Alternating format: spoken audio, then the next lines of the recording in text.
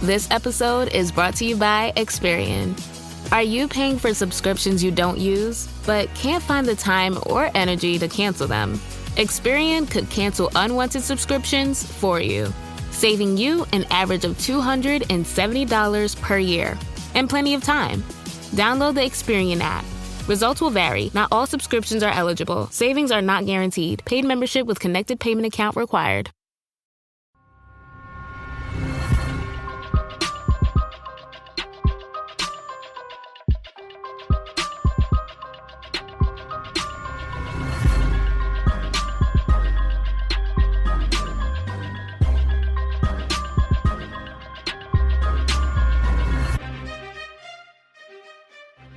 Hey guys, and welcome to the Moms and Murder Podcast, a true crime podcast featuring myself, Mandy, and my dear friend, Melissa. Hi, Melissa.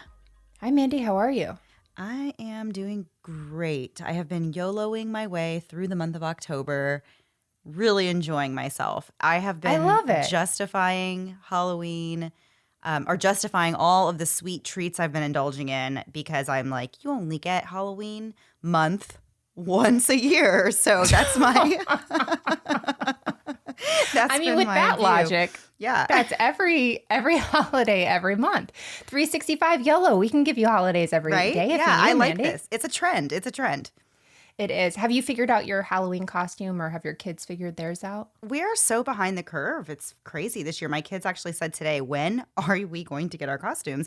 And they kind of know what they want to be. I don't want to say what they are. They're a little silly. okay. And they might still change them. So we're not really sure. I have an idea in mind. You know, I usually do like a costume that's more of like a, you know, I like to play with makeup and do like a really glam makeup look for Halloween. So I have an idea. I think I'm going to go a little crazy this year and use stencils and try and do like Ooh. a mermaid with a twist. So not a scary twist. It'll be interesting to see Okay. if I can pull this off. So, so I'll have to let you know how that goes. What about you? Do you have a that's costume fine. planned? I do. Mine involves a box. So I'm literally going in the complete opposite of glam. And a box is basically the centerpiece of my outfit. But I'm excited because it's like one of those fun. It's a Yeah. very Melissa Melissa one that like no one in my neighborhood will understand and like 2 people on the internet will get. So, but that's me. Nice. I'll go with it. Yeah, it'll be fun. So we'll have to post pictures if we follow through with this and actually Right. commit Yeah. before then, right? I know. Well, I have done some adventurous makeup looks. have? Yeah, for Halloween, and I always really enjoy it. And this year Halloween is on a weekend, so Yeah. I'm like, oh, well, that means I can just wake up and do this look and have it all day, and it won't be weird because it'll be a weekend day, and I can just walk around that way. So now, so I'm gonna just try out something a little more complicated this time. So if it works out, maybe we'll post pictures of our Halloween adventures. If it doesn't work Nice. out, then you just won't We see. never said this. Yeah, exactly. All right, so getting into the episode this week, back in the earlier 2000s, I actually used to watch a bit more TV than I do now. I can't tell you anything that's going on with The Real Housewives or the 90 Day Fiancés, and honestly, even those 2 shows feel like I am still behind the times of knowing there's probably newer things out there that I don't even know about. I have to say, I feel very personally attacked that those are the 2 that you listed. I was going to say, I feel like these are very general ones, and Melissa's going to be like, wow, that you could have been like a little I bit mean, more we could original go there. Love After Lockup, Yeah, yeah. Welcome to Plathville. We've got options, Mandy. But yes, those work for this situation. Right. But if it was 2007 and you wanted to talk to me about reality TV, I would have been happy to talk about shows like Sister Wives and America's Next Top Model, Intervention, Pimp My Ride, which I think qualifies as a reality TV show. I would give it to you. Yeah. And I did watch a little bit of John and Kate Plus 8. So I really used to be quite the TV watcher. And as you can see, it was only the best quality back then as well. Another TV show from this era that was widely popular, not one that I watched a ton, but I did watch a little bit, was the show Wife Swap. This show ran for numerous seasons. And I'm sure, Melissa, I don't even have to ask if you know about Wife Swap. I already know that you know about Wife Swap. Yeah, they had Wife Swap. And what was the other one? Trading Spouses. They had Which 2 of them, and they were kind of the same. I was going to say, I think Trading Spouses came after Wife Swap. And you got money. That's the difference. I think they got like $10,000 to give to the family, but they had to do with it what you wanted them to. So say you had like this really gifted kid that was great with piano, but they didn't have access to a piano, you could say, I want all that money to go for this kid's this. Or Oh, yeah. sometimes they'd hate the other family and be like, I think the dad should get to spend $10,000 on pimping his ride or something Right. like that. It could be whatever. Right, yeah. So if you don't know about Wife Swap, I really am so sorry. You truly did miss out on quality reality TV. In each episode of the show, there are two families participating, and the moms from each family swap places. So, of course, this wouldn't really be that interesting if they, of course, didn't match these families up by criteria that really amounted to these families needing to just be polar opposites of each other in every single way. So typically, there would be one family that was very strict and rigid with their schedules and had high and sometimes unrealistic expectations of their kids. And then sometimes there would be a family matched with them that was a little more carefree and disorganized and just overall less structured. So the moms from each family would swap places and see what life was like living in a family that was so different from the way they ran their own families. Really, it is an interesting concept for a show. I can see how it ran for several seasons because, yeah, it sounds, you already got me. Just with the show description, I'm like, that sounds pretty interesting. Right. So while these moms were living in each other's houses, they would have the chance to implement some of their own rules within this other family. It was really a disaster in the best way, really great for TV. At one point, they even did a few seasons of Celebrity Wife Swap, and Yes. that honestly was really a treat. I didn't watch a lot of them, and I don't really know a whole lot of the couples that got wife swapped. Yeah. From what I understand, that was really quite something. It was. There was one with, speaking of John and Kate plus 8 from earlier, there was Kendra Wilkinson. Oh, yeah, I love her. She swapped with Kate. And so that one was an Oh, interesting wow, one. yeah. Yeah. Yeah, so the original Wife Swap was actually a British reality series that began in 2003 and ran until 2009. And then ABC in America decided to do their own version, which ran from 2004 until 2010 with a total of 124 episodes. So if you're still wanting more of an understanding about this show, or maybe you just feel nostalgic and want to binge watch a few seasons, you can head over to Hulu and find a catalog of episodes there, including an episode in season 4 that stars the main players in our story today.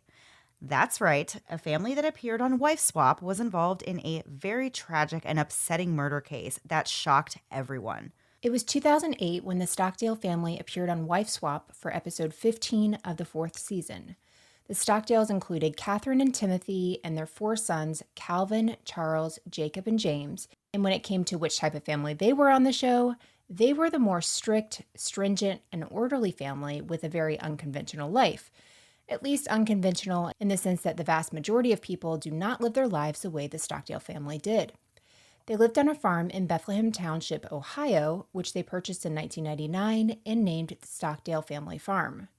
Kathy and Tim felt very strongly about the type of environment that they wanted to raise a family in, and they moved to the country to get away from the city and the perceived negative influences found in quote-unquote city life, including violent language, sexual influences, alcohol, smoking, drugs, and rap music. According to Kathy, they were raising their sons on a, quote, diet of wholesome activities and farm work, keeping their minds pure and their bodies healthy, and keeping out the influences of modern society, end quote. She said further, quote, in the city, families are constantly distracted from being together.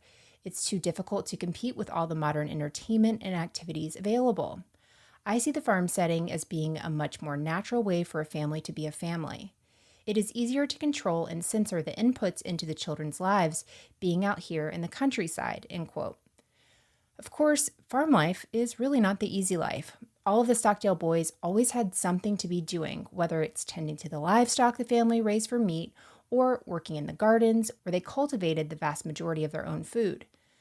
The Stockdale family actually almost never bought food from the grocery store. They actually raised enough livestock that they were able to sell the meat that they didn't need for their own family in order to bring in some extra money.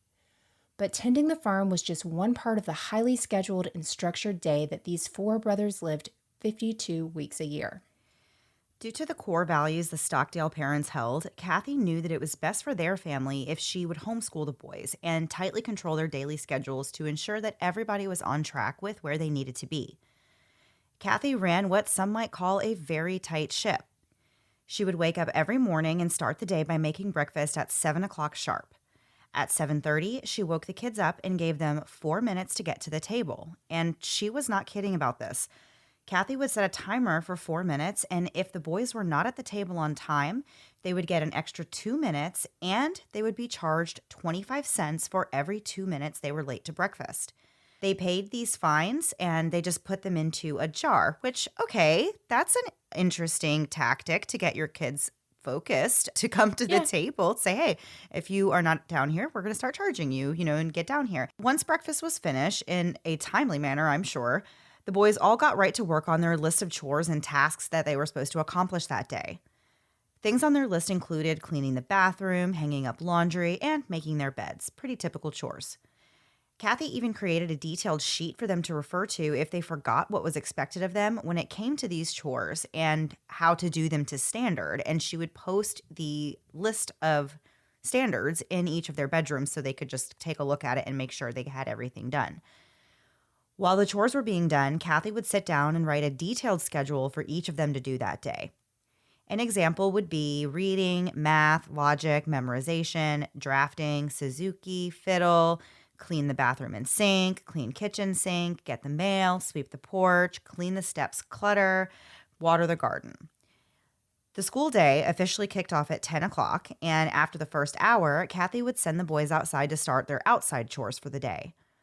She had a system set up where the boys could earn tokens for completing each chore or task, and these tokens could be redeemed later in the day for special privileges like listening to the radio, watching a movie, or having a piece of gum.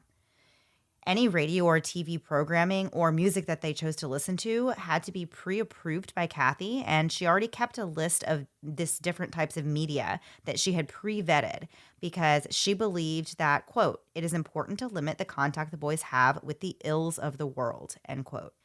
And just as we all do what we believe is the best thing for our children, so did Kathy and Tim. According to Kathy, structure was really paramount in a child's life, and she prided herself on running a home where her kids knew what they were supposed to be doing and they had something planned from sun up to sundown. They were busy 24/7 doing chores, running the farm, doing schoolwork, and practicing for performances. Kathy said once, quote, everything they need is here on the farm with their family. Kathy cooked lunch daily and served the family their meal at 1 p.m., followed by each of the boys practicing their music, which was another huge part of their lives that we'll go into more detail about shortly. At 4 p.m., the kids have a debate lesson, which they are required to pay for. Explain that to me. You have to do a debate lesson and you have to pay for it. So, Right. I can't have a piece of gum today because I have to go to debate and I don't want to go to debate, but I have to pay for this thing I don't want to do. I don't Right. really And get I that. guess they're earning allowances then in that case for doing these chores. They must not get an allowance for every chore because I imagine some things are just expected of them, right, to run the Right, household. right. So obviously they're not getting paid for everything they do. But if they're, expected to pay, if they're late for breakfast and they're expected to pay for their own debate lessons and things, that's like they have to be getting money from somewhere. They're obviously not getting jobs outside the home. That would never be allowed. So, Never. they must be giving them some kind of an allowance somewhere. I didn't see anything in the research that talked about how exactly the kids got the money to pay for these things, but the parents must have been giving it to them.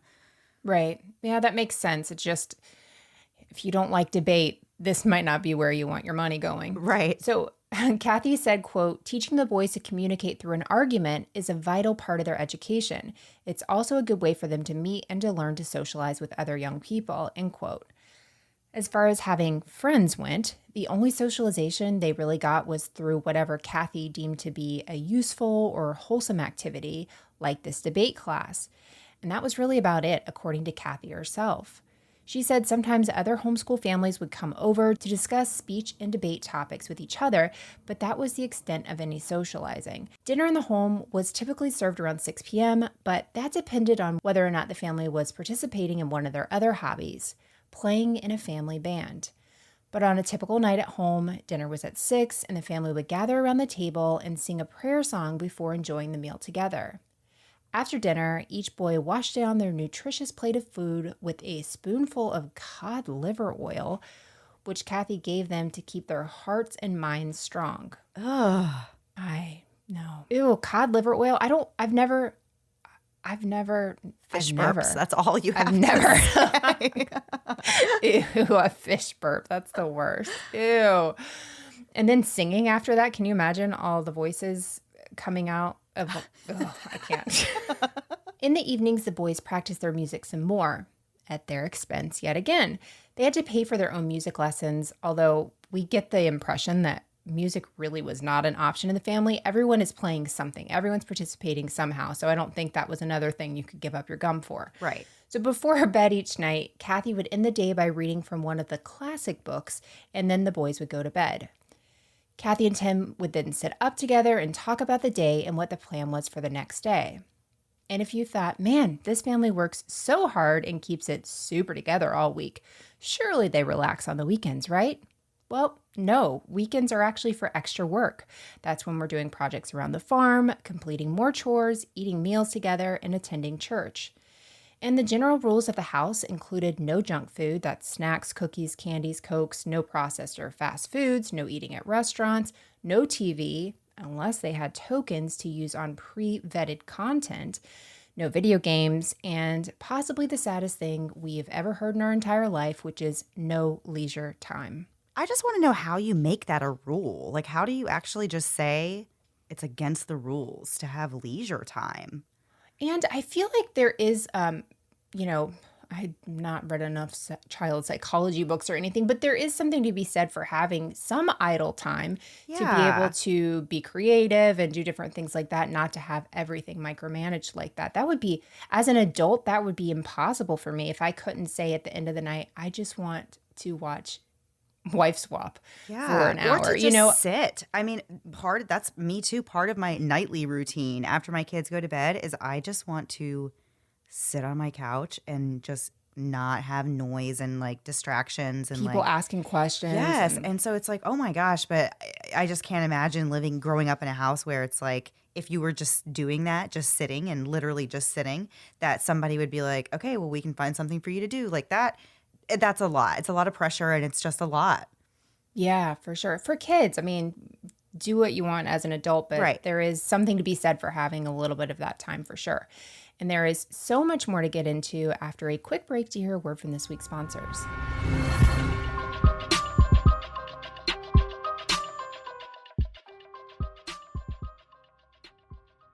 Remember those old commercials with the easy button? So when something feels too hard, you just hit the easy button and all of a sudden everything's, easy. Wouldn't it be great if we had an easy button for helping us get healthy? Introducing Noom, the easy button for helping you become the healthiest you. If you have just 10 minutes a day, you can join in with 80% of Noomers who finish the program and 60% who are still keeping the weight off a year later. Noom takes a cognitive behavioral approach so you can focus on the why instead of the what to help you change your relationship with food. And since everyone's journey is different, Noom can customize a program for you that's based on your personal goals. This isn't a one-size-fits-all approach with strict rules. Noom wants to empower you with the knowledge you need to help build smarter and more sustainable habits and behaviors so you can reach your goals long-term. I had to go out of town unexpectedly a few weeks ago, and I'd be lying if I didn't say I was stress eating the whole time. On the last day, I really started to feel kind of down on myself, and then I remembered I can just refocus tomorrow, and I did just that. With Noom, there are no good foods or bad foods, so there's really nothing to feel guilty about, making it easy to go back to treating my body the best I can. My goals have just been to feel better and to learn how to eat, and while doing this, I am the healthiest I've really been since I've had kids. With the Noom app, I love that I'm getting little nuggets of knowledge to help me make those decisions, and I also have the support of the Noom community. Plus, logging my food is so easy, it takes just a few seconds, and if it's easy, you're more likely to be consistent and to get better results. Start building better habits for healthier long-term results. Sign up for your trial at Noom.com/moms. Again, sign up for your trial today at Noom.com/moms. That's NOOM.com/moms. There's never been a better time to take care of yourself than now. Whether something in your life is interfering with your happiness or preventing you from achieving your goals, the licensed professional therapists with BetterHelp want to help you become the best you this year. BetterHelp is professional counseling that you can do right from the comfort of your home through weekly video or phone sessions. I've used BetterHelp for the past couple of years, and I can't tell you what a relief it is just to get all my thoughts out to a professional without having to leave the house. I deal with anxiety and depression and have most of my adult life, so having someone I can just talk through with these different scenarios or those immediate big problems that pop up in life has really been invaluable. Of course, anything you share with your BetterHelp counselor is completely confidential. And best of all, BetterHelp is more affordable than traditional offline counseling. Financial aid is also available. Whether you're struggling with family issues, sleep, stress, or more, BetterHelp will match you with your own licensed professional therapist, and you can start communicating with them in under 24 hours. In fact, so many people have been using BetterHelp that they are recruiting additional counselors in all 50 states. We want you to start living a happier life today. As a listener, you'll get 10% off your first month by visiting betterhelp.com/moms. Join over 1 million people taking charge of their mental health. Again, that's BetterHelp, HELP.com/moms. And now back to the episode. Okay, so before the break, we had just introduced the Stockdale family, Kathy and Tim and their 4 sons, and we were talking about them in the context that they were on the show Wife Swap. So we had kind of introduced this family, who they were, what they were about, very strict and structured, rigid schedule family going on. So getting back to the family band that we mentioned a couple of times that I was dying to talk about, as we've said, this family did everything together, literally everything. They were all they had, and they liked it that way. At least Kathy and Tim did. That was how they set their family up on purpose. Tim and the 4 boys were all in a bluegrass folk band called the Stockdale Family Band, and Kathy was, of course, the manager of this band. The family band performed at the Amish County Theater as the house band, and they also played at community concerts, fairs, festivals, and local churches. There was a website that our researcher Haley actually said she found on the Internet Archives that said the band began in 2004 and started after Tim and his sons, quote, grew up spending kitchen and farm chore time together, singing their favorite songs and honing their harmonies, end quote. They were proud of sharing bluegrass north of the Mason-Dixon line and performed a combination of bluegrass, gospel, and Appalachian music, and comedy. Tim was the band's anchor, and he played rhythm guitar and sang the lead vocals. The oldest brother, Calvin, played multiple instruments but specialized in the banjo and also did lead vocals. Charles played the mandolin and kept the band on tempo. Jacob played the fiddle but could also play the guitar and the mandolin. And the youngest boy, James, handled the bass but also played guitar and the back banjo. The Stockdale Family Band put out 3 albums, and Jacob and James actually released their own album together, just the 2 of them. Eventually, the older boys moved out of the family house, and the family band kind of fell apart. Calvin actually got married and had children and left the state, and Charles went off to grad school to study chemistry. But that was, of course, after the whole family was on Wife Swap. As part of the process of applying to be on the show, each family has to submit a family manual to describe who they are and why they would be good candidates to be on Wife Swap, which gives us a unique perspective into how the family viewed themselves. The family motto for the Stockdales was, quote, "It might be a hard life, but it's a good life." And the manual went on to explain their lifestyle. It talked about how they lived a quote-unquote traditional lifestyle where Kathy stayed home with the kids, cooked, cleaned, homeschooled, and managed the family band. Kathy admitted to being fully involved in the children's lives and choosing to stay home so that she could shape the way they grew up and how they were influenced. Tim ran the farm and worked full-time delivering animal feed to farms across the state. The number one rule in the Stockdale house was that the children were to obey their parents, no ifs, ands, or buts. Disrespect of any kind was not tolerated, and neither was physical or verbal assaults on each other. They said the homestead life was hard but rewarding, and that the combination of farm work, books, and music, along with a nurturing family environment, was the best foundation to raise children. As for why this family wanted to be on national television, considering they didn't even really watch TV, Kathy said that she and Tim had no personal need or reason to participate in the show, but that they did it for their kids. She said the boys were eager to try it out, and since they were such adventurous homeschool parents, they couldn't deny their boys the opportunity to be on national television. I do get hung up on this a little bit because debate team so far has been the most adventurous thing that they've allowed the kids to do. So doing wife swap seems like it's a very big leap for considering the experiences that they've all had together as a family. Going on national TV show is kind of a big deal. Yeah, for sure. Well, it doesn't. Number one, my first question is, how did they even find out about it if they're not really Right. watching TV? I doubt they were scouted because I don't think they're out and about that much.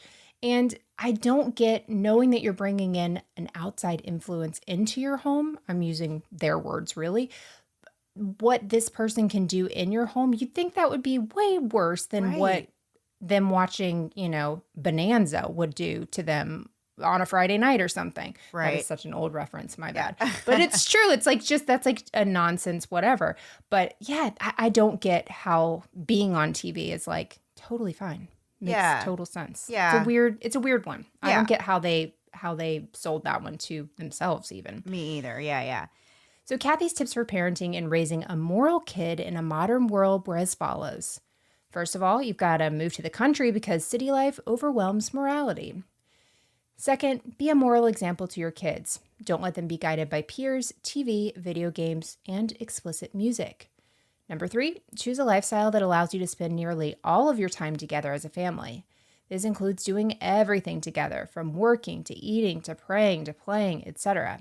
The key is to be together as much as humanly possible. And number 4, help your kids internalize moral expectations and consistently reinforce them. So at this point, you're probably wondering what kind of family Kathy Stockdale had to trade places with. It doesn't really seem like it would even take that much to kind of rock her world, as Melissa was saying. This is so different. Anyone is going to be so different from the life that she has built. Well, the family that was matched with them were the Tonkovic family, and they really could not have been more different than the Stockdales. As part of their family manual, the Tonkovics introduced themselves and described their family and their daily lives. This family consisted of parents Lori and John, their 2 children, Paul, who was 21, and their daughter Megan, who was 17. And also living in their home was Paul's girlfriend Samantha and Megan's boyfriend Hector. The Tonkovic parents described themselves as being very laid back, and they believe in allowing their kids to have as many life experiences as possible to shape them into well-rounded individuals. Lori believed that micromanaging your kids' schedules was a disservice and was just way too sheltering, and she felt it did nothing to prepare them at all for the real world. Rules were pretty lax in this household. The only ones that Lori and John said they were really strict about were no drinking and driving, which, okay, I'm glad that's one that you are putting your foot down on because that's very important, and no letting their friends park in the driveway and block anybody else in. Which that's just a basic respect thing. So I'm like, yeah, of course you would expect that. Like, if you're going to have friends over and you guys are going to be sleeping in late, please let me be able to get my car out in the morning while I'm going and doing adult things. But that is such a specific thing that happened one Friday night and they were like, never again. We Right. have to put our foot down. If I can't do my Krispy Kreme run on a Saturday morning, I'm not Right. going to be happy. Right.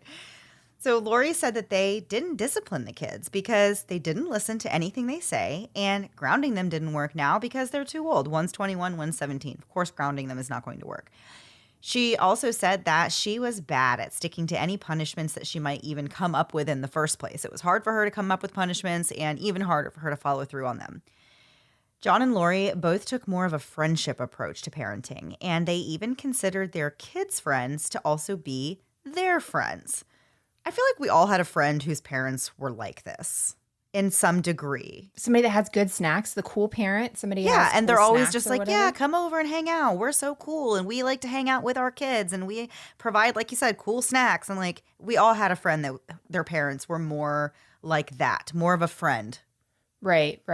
Yeah, it's interesting that they think they're friends with their Kids' friends, yes. Yeah. Yeah. That's just generationally, that's a little different. But Well, yeah. They just said that they felt young at heart, hanging out and partying with all the youngsters. And they even allowed their kids to have parties at their house where there were as many as 150 people in attendance, which that's just a hard pass just because I like my home and I do not want that many people trampling through and destroying my home. Like, I love my kids. You can have a small gathering maybe every now and then, but absolutely not a raging what do they call it when it's just an A all-nighter rager? where it's a rager? Is that it? I don't know, raver. You think I was invited to one of those? I have no idea what you're don't talking know. about. I don't know if I've ever been to a 150-person house party. That's it I makes don't me even wonder if that's an understand the logistics exaggeration. of that. Yeah.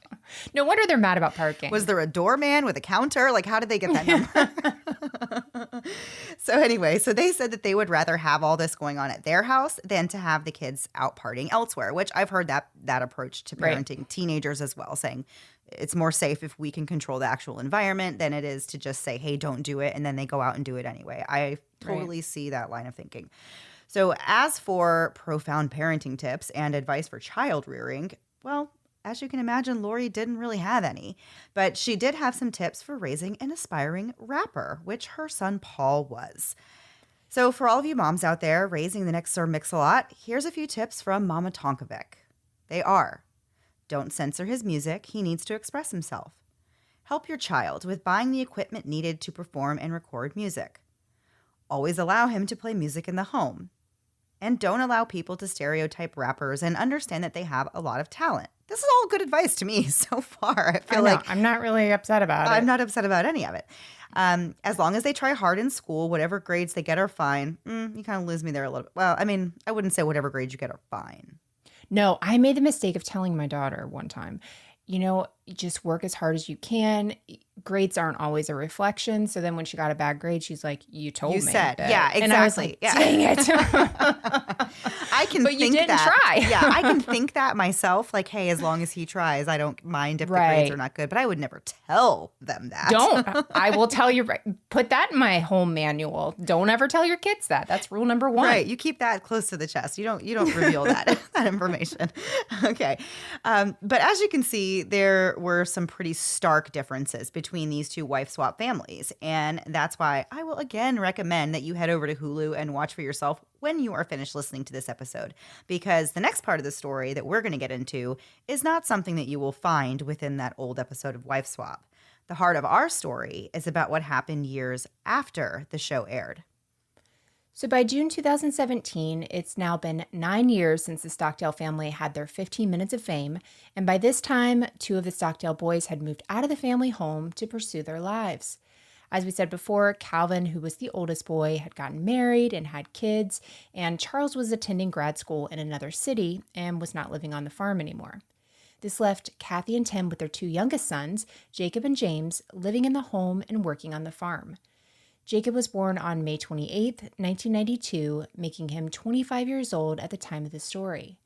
As we briefly mentioned before, he was actually the fiddle player for the family, and he won the State of Ohio Grand Fiddle Championship multiple times. He was very musically inclined, and he even played in another band called the Holmes County Bluegrass from 2005 to 2014. Jacob was 16 years old when the family appeared on Wife Swap, and it was clear then that he had a different outlook than most teenage boys his age. At one point in the episode, he's talking about girls and dating, and he said that he felt there were, quote, better ways to learn about girls than to, go on dates with them. The youngest son, James, was born on March 4th, 1996, making him 21 years old at the time of the story. James was a sophomore at Kent State, working towards a major in business management with dreams of going into the business side of entertainment. He was described as being a really funny person who had a real love for people. He had just begun dabbling in dating and was starting to come into his own when a horrific and unexpected attack took his young life. And we still have more to get into after one last break to hear a word from this week's sponsors.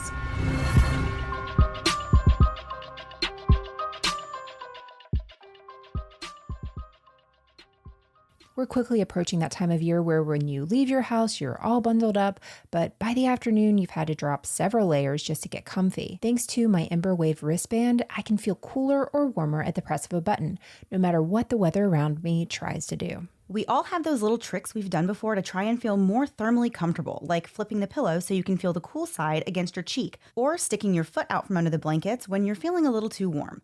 In these situations, Emberwave is there to give you relief when you need it the most. All you need to do is press a button on the Emberwave to create a cool or warm sensation on your wrist. The geniuses behind Emberwave have created a sensation that's an inside job, meaning it's working with your brain and body to make you feel more comfortable in just a matter of minutes. This wave works using thermal sensations to deliver a brand new category of safe, non-invasive, and natural solutions designed to leverage the body's response to temperature. So if you're in the hot flash crowd, like me, or get very irritable when you get stressed and feel warm, also like me, Emberwave has a literal button to help you live more comfortably. You can try Emberwave risk-free for 30 days. Ember is offering our listeners $50 off. To get this limited time offer, go to embrwave.com/moms and the discount will automatically be applied at checkout. That's $50 off your order today. Go to embrwave.com/moms. It's been a while since I've had a baby of my own, and some days I miss it so much. The baby cuddles and baby smiles, but when it comes to diaper rashes, not so much. I remember the first time my oldest had a diaper rash, I was really devastated. Here's this tiny thing totally dependent on me, and now she's fussy and obviously uncomfortable, and I'm supposed to have the answers. Well, with time and treatment, it went away, but what I really wanted was to avoid it altogether. And now, baby butts rejoice. New Huggies Skin Essentials are here, a brand new dermatologist-approved line of diapers, wipes, and pull-ups training pants, all designed with baby's sensitive skin in mind. The wipes are thick and have zero harsh ingredients for a great, gentle clean. Pull-Up Skin Essentials has got your big kid covered too, with a training pant that's ultra soft and breathable to help protect sensitive skin throughout potty training. Whether you're a first-time parent or a seasoned pro, make it easy on yourself and your baby with Huggies. Learn more at Huggies.com. Once again, head to Huggies.com to learn more.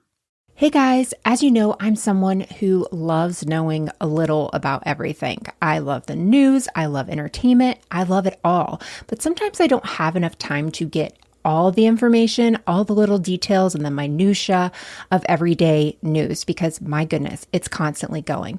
But thanks to the Newsworthy podcast, I can get all I need in little bite-sized pieces. So if the stress of the news is getting you down, but you still want to know what's going on in things like the election, check out the Newsworthy. And in these 10-minute episodes, they're just on the go listening. I can listen to it quickly on a walk, on my way bringing my kids to or from school or one of their activities. When I'm in line at the grocery store, there's never a wrong time to listen to the Newsworthy. But if you feel bogged down by the news and kind of the negativity of it, but you still want to be informed on what's going on, the Newsworthy is the place to do it. Erica at the Newsworthy is an independent journalist, and her team does really all the hard work and research for you. I love that the episodes are so well-rounded, and there will be fun stuff like tech or big stories, but the way Erica gives this, efficient and neutral overview of the news, and in just 10 minutes each weekday, it's perfect. Just search The Newsworthy in your podcast app or go to thenewsworthy.com to start listening. Again, search for the podcast The Newsworthy, 2 words, The Newsworthy, to make staying informed easier and more enjoyable every weekday. And now back to the episode. So before the break, we were just getting into how the Stockdale family came to be at the center of a tragedy years after they appeared on the show Wife Swap. And we're going to now get into more details about that. On June 15th, 2017, at approximately 4:36 p.m., 911 operators received a call from the Stockdale home. But whoever had dialed in hung up before speaking to the operator. The police had never received a call from this house before, so units were dispatched and sent to check on things. It took 20 minutes before the police arrived at the farm. It was eerily quiet, and the front door of the house was open. Officers could see the figure of a man in the doorway, but as they slowly approached, they heard a gunshot and then quickly found 25-year-old Jacob Stockdale on the floor in the doorway after having just shot himself in the head with a 20-gauge shotgun. As officers moved around the home, it became apparent what happened. The bodies of 21-year-old James and 54-year-old Kathy Stockdale were also found in the home, and it was immediately determined that Jacob had murdered his mom and brother and then turned the gun on himself. But shockingly, Jacob had survived the self-inflicted shot and was airlifted to the hospital for life-saving treatment. Tim was not home at the time of the murders and later told police that there were no issues leading up to the shooting, which only led to speculation as to what could have happened here within this family that seemed to be extremely well put together. Because it was so clear what had taken place, there really was no full investigation into the murders. On June 19th, days after the incident, the Stockdale family released a statement which was read publicly by Calvin. He stated that Jacob was in critical condition and required numerous surgeries and procedures, but that his prognosis for recovery was good. Calvin said he had no idea why Jacob killed his mom and brother and then tried to kill himself, but he said that the family loves and forgives him, and he asked for prayers for Jacob's healing. Tim said of his wife that she was devoted to natural health and organic farming and had a strong love of learning and her Christian faith. She wanted nothing more in life than to be a great mom and a grandmother. Her son Charles said she was the leader who was a skillful and very knowledgeable woman about theology, and she instilled this strong work ethic and enthusiasm for learning that is what led him to obtain a doctorate degree. By August of 2017, Jacob was still in the hospital and suffering from brain injuries, but it was announced that he would most likely be brought up on murder charges. And in September of 2018, over a year later, he was officially indicted. It took a while before Jacob was able to walk or communicate due to the severe traumatic brain injury that he sustained. He lost sight in his left eye and had to have metal fragments put into his face to rebuild the structure. Once Jacob had recovered enough to communicate, he said he had no recollection of what happened on June 15th. He said he did not know what led him that day to commit this act. When Jacob learned that charges were brought on him, he decided to do the right thing and turn himself in on September 27th, 2018. He pleaded not guilty and underwent tests that determined he was competent to stand trial. His father Tim attended all of Jacob's court hearings. Even though the first examinations found that Jacob was competent, there were 2 more competency exams for him to take. One of these was for determining if he was sane at the time of the shooting, and once again to see if he was competent to stand trial. He was found incompetent for trial during the second test, so he changed his plea to not guilty by reason of insanity. The psychiatrist who performed this exam believed that if Jacob was able to receive treatment for his depression, he could be found competent within a year. So Jacob was actually sent to a facility to participate in what's called quote-unquote restoration activities to help him be found competent in the future. Now, I did not realize, or maybe I've just forgotten, that this is a thing, that you can be sent away for... I mean, I guess it makes sense. I don't think I've ever heard it worded like this. Maybe that's what it is. I feel just like never in his thought of case, it. I feel like in this case it makes sense because he would have been found competent before the incident, but the only reason I guess they were saying maybe that he wasn't was due to the injury that he suffered from the gunshot. And so like once he had some more time to recover and some more, to work through different therapies, then he would potentially be able to be found competent later. So I guess in this case, it kind of makes sense because that kind of healing is a process, for a person's brain especially. So I can see where they thought like maybe with a little more time and working with him a little more, he might be able to stand trial later on. Yeah, no, you're right. That makes a lot of sense because also just from the prosecution side, if they try him and he's, or if he's found guilty and then he's able to come back later and say, he was not ready to stand trial. He was not competent at the time and all that, that can make a whole mess. So that makes sense. It just, I've never heard it laid out that way. So it's just interesting. A little note.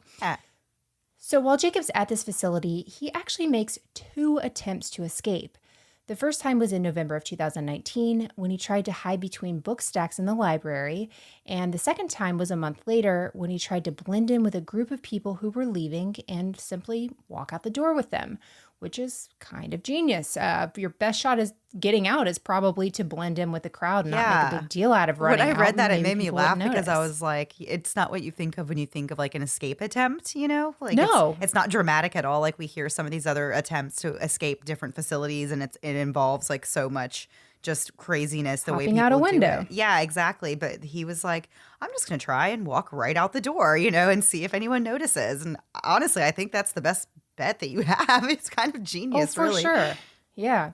So on February 19th, 2020, Jacob was found competent once again, but he continued to stay in the mental health facility while he awaited trial. His trial was supposed to take place in 2020, but was delayed due to the COVID pandemic. In February of 2021, Jacob was ordered to be returned back to jail instead of staying at the facility due to his attempts to escape, which makes sense. He was also told that he was no longer allowed to use the insanity defense. Jacob's defense team wanted him to stay at this facility and pointed out that these escape attempts in question happened months after he first got there, at a time where Jacob was quote-unquote disheveled and nonverbal. But by February of 2021, he was showered and clean-shaven, as they said, and he was participating in group therapy, taking his medication, and participating in mock trials. They argued that Jacob was not the same person who had tried to escape months prior. That's actually a very good argument. That's a totally 100%. And I would definitely have been on their side arguing that and being like, well, obviously the therapies and the reasons that he was there are the things he's doing there are working, because he has, whenever look at how he was when he got there and compared to now, and saying like he hasn't been a problem for you like this whole time, Right. really. So I totally thought, I would have tried to keep him in there as well. Yeah, it makes sense to me. In the end, though, the judge ruled with what the facility wanted, which was for Jacob to leave and go back to jail. His trial was set for May of 2021. However, at the end of April 2021, Jacob had a change of heart and he requested to change his plea again. On April 28th, he pleaded guilty to both of the murders, putting an end to the legal runaround and allowing the judge to sentence him accordingly. His family wrote to the judge asking for mercy and for the lightest sentence allowable, but the judge said that he was going to do what was best for the safety of the public. Jacob was given 30 years in prison. That was 15 years for each murder to be served consecutively. Tim Stockdale, the father of the family, wrote a statement that said, quote, "Our family grieves the loss of Catherine Barbara Stockdale and James William Stockdale. Kathy was a loving mother, grandmother, daughter, sister, aunt, mentor, and friend to many. James was a loving son, brother, nephew, uncle, cousin, and friend to many. Kathy put all her effort into homeschooling all 4 sons through their graduation from high school. Losing her encouraging words and comforting hugs has been devastating. James was a college student and dedicated musician, bringing smiles to all. While Jacob has no recollection of the events that day, he trusts the legal system to do the right thing. It's beyond our understanding why this act was committed." End quote. Even though the other members of the family are deeply saddened by the loss of Kathy and James, they all say they love Jacob and forgive him for the role that he played in their deaths. They feel that Kathy and James would have wanted forgiveness for Jacob as well. Jacob has not made a statement himself. His lawyer said that his family is supportive and that Jacob takes responsibility for the murders. Jacob is currently incarcerated at the Chillicothe Correctional Facility in Ohio, and he is not eligible for parole until 2048, at which time he will be 56 years old. The rest of the Stockdale family has apparently eased their restrictions when it comes to modern technology. Tim shares his views on Facebook. He talks about religion and bluegrass music, and it looks like the family is just trying to live a normal life now. When Lori Tonkovic, the matriarch that swapped places with Kathy for Wife Swap in 2008, heard about what happened, she told TMZ that she believed it was Kathy and Tim's parenting style that brought this on.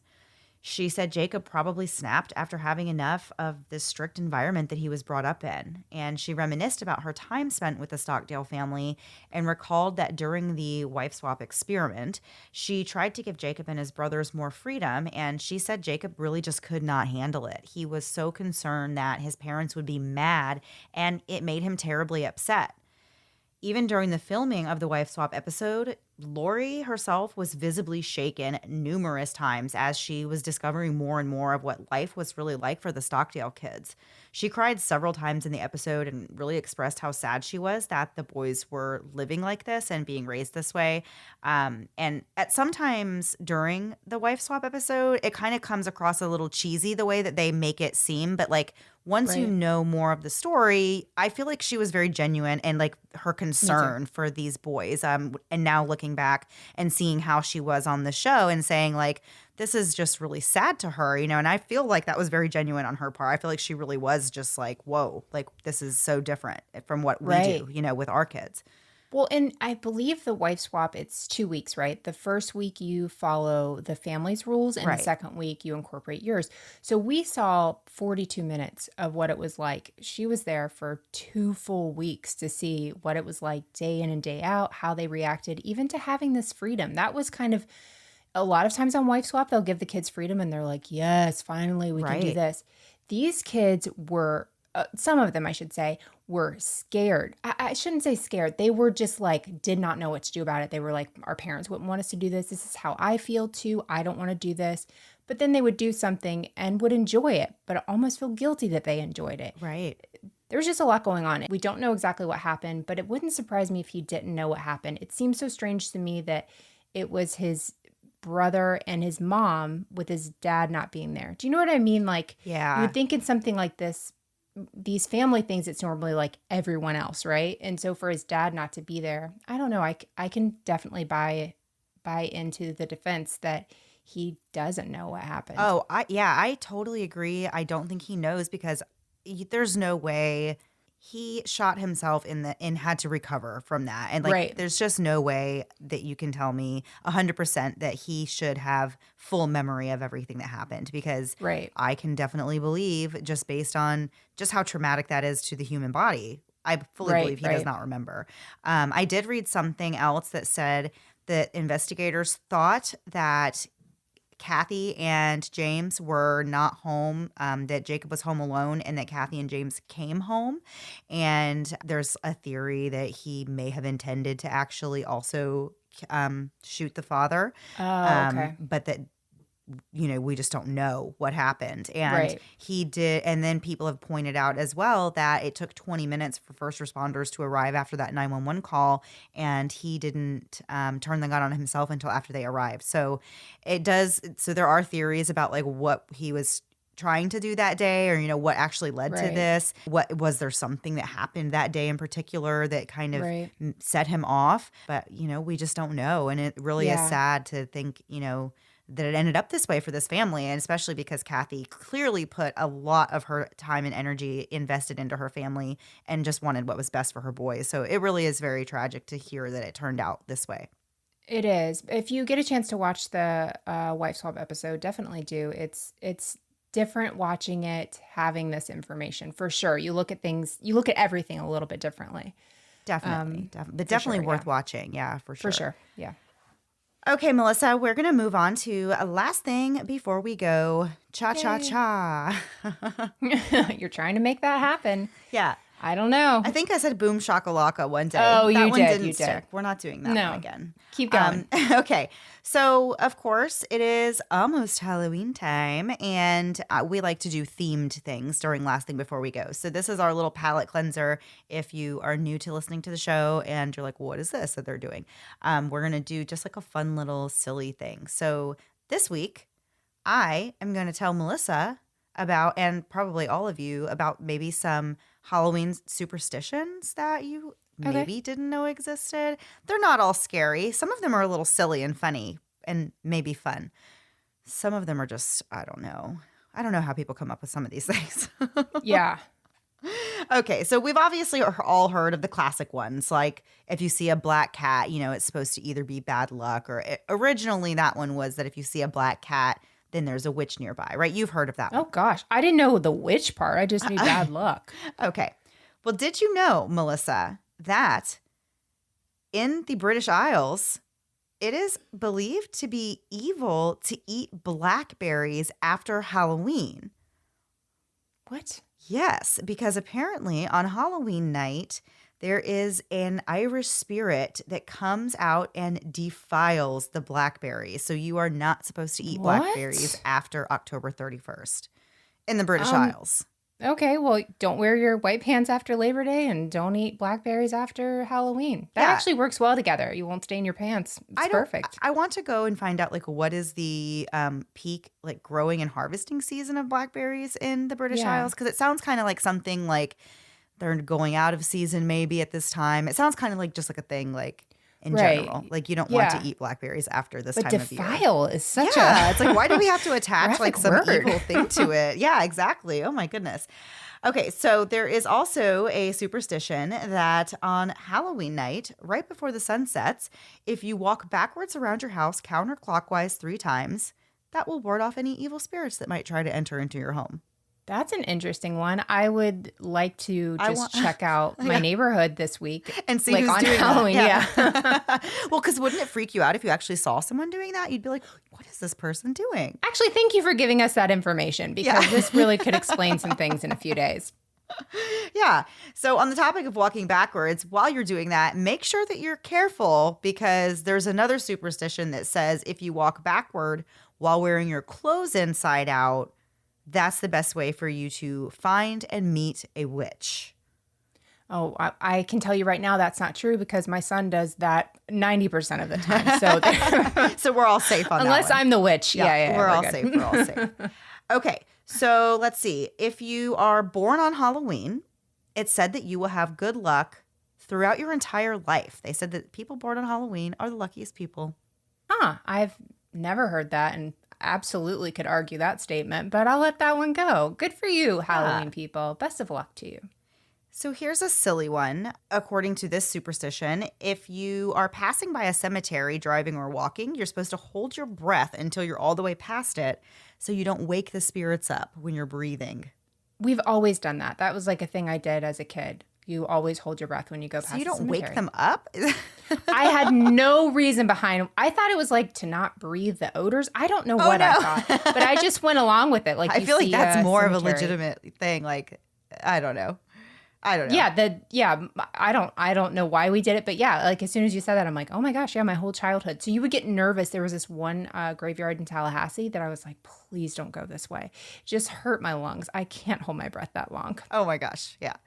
I don't know. Okay. So for No, all of it's you. sad. It's sad. Yeah. No, I know. So for all of you out there who are looking for somebody to settle down with and you're just like, who is this person? When are they going to come into my life? What do they look like? Well, here's your chance. On Halloween night, all you have to do, if you want to see the face of your future, your person, you can put a sprig of rosemary and a silver coin under your pillow. Or alternately, if you don't have those two items, I found another thing that said you can put an apple under your pillow on Halloween night and you will dream of your future, the love of your life.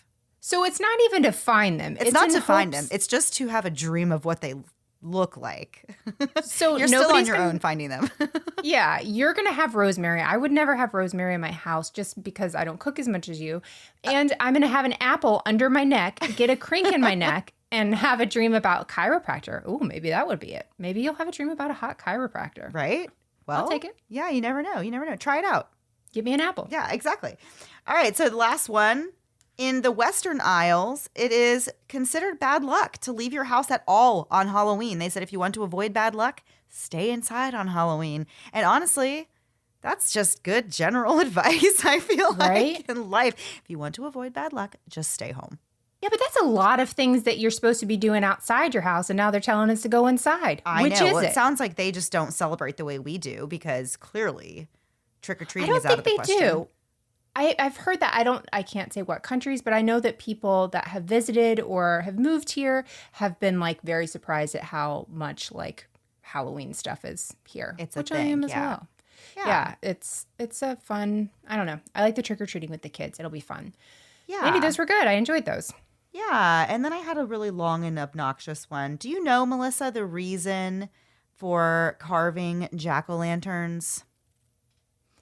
Ooh, I feel like we could have talked about this for a few years ago, but I would have no recollection. So no, I'm going to say no. Okay, so quickly, the actual concept of the jack-o'-lantern was inspired by the Irish, who carved designs and sometimes faces into pumpkins and place candles inside to light their homes at night. So, of course, there are several superstitions when it comes to placing a lit candle inside of a jack-o'-lantern on your porch or by your front door. Some believe that doing so honors your ancestors and lights their way home. I like that theory. That's the one I'm going with. Others I believe, don't like where this is going. Yes, others believe that it will ward off mischievous and evil spirits, including vampires. Another superstition states that carved pumpkins can trap the devil and prevent him from entering your home. I don't think any of those reasons are the reason. I'm going with it honors my ancestors and lights their way home. I mean, how little is this devil they're talking about? If you can trap Right? him in a pumpkin, he's also kind of dumb. So Right. I like that one actually. Yeah, Let's well, yeah, trap 'em in. true. All right, well, that's all we have for this week. We're getting closer to Halloween, and hopefully you guys all have plans for a nice and safe and fun. And I can't wait to see everybody's pictures and their kids. I in know, their that's my favorite. In their, I say uniforms, in their uniforms. Yeah. in their costumes. I always love Halloween Day, scrolling through all the social media and seeing everybody posting all their kids and all the fun stuff they're doing. So looking so forward to all of that. Before we go, if you liked this with a little reality, on the other show I do with Rebecca, Criminality, we actually have a wife swap episode coming up, but it's not murder. No way. Yes. Whoa. And so, yeah, it's coming up in a couple have weeks. aligned for all They of our have. wife swap It worked. needs. I know. So if you like the reality stuff, that's going to be over there. It's Criminality, and it should be in the show notes as well. So that will be fun. Awesome. Yes, I can't wait to listen to that one, especially now that I'm on this wife swap kick. Yeah, I got you. I reeled you in. Awesome. All right, guys, we will see you next week. Same time, same place, new story. Have a great week. Bye. Thanks so much for listening to the Moms and Murder podcast. Make sure to check back with us next week for a new episode. You can also find us at momsandmurder.com, where you can connect with us via social media. Please make sure you subscribe and give us 5 stars, because giving us 4 stars would be a crime. Thanks so much.